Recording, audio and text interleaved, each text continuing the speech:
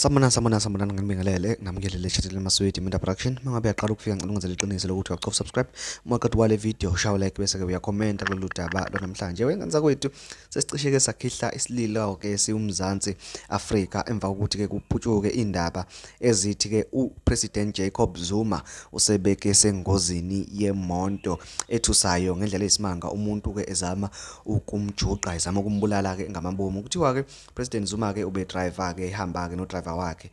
kushuthi ke kukhona ezinye imoto ke ezimgadile kuhlale ke zikhona ke imoto ke bagadile ke abantu abakhulu kuhlale nje kune convoy la ke esuke ihamba khona uthola ukuthi ke imoto yakhe iphakathi nendawo ngaphambili kuzoba i-security lakhe ngemuva kuphinde futhi kube elinye ke security lakhe uthola ukuthi mhlambe imoto gcina ziba u5 kodwa ke yena ukweyodwa kulezi imoto zonke zo5 ziphelezela yena shuthi ke le monto ke kuthiwa ke ivese yeza ke yaqonda ngqo kulena ke enozuma kangokuthi ke kuze kwacacela nombani ukuthi shuthi lo muntu beyazi imonto ene-president Jacob Zuma ithi ke mayifika ke le monto ke yafike ke yamshayisa yabaleka ke i-security lakhe kwale noma sebaleka yamphinda futhi noma sebaleka awu babaleka ke baphetha ngenhlanhla ke usindile ke upresident kanti ke futhi akabanga ke nanomncane ke umnyocu lona umenzi ke wokubi uthathiwe ke njengamanje uvalelwe esitokisini sazochazela inkantolo ukuthi ke kungani enze lesiyasenzo ngoba ke sibonakala nje ukuthi ihit ke leya ebikade ke ithunyelwe kodwa ke ngane zakwethu asazi ukuthi ke kwenzakalani kuningi yaqhubeka kuningi kuyenzeka emhlabeni siphila khona